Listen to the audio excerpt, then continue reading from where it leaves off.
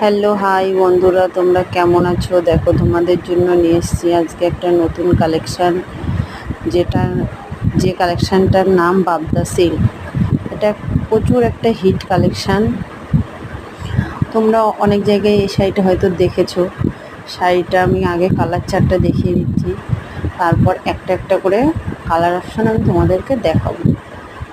শাড়িটা অত্যন্ত সুন্দর এবং শাড়িটা খুবই সফটের মধ্যে শাড়িগুলো আছে।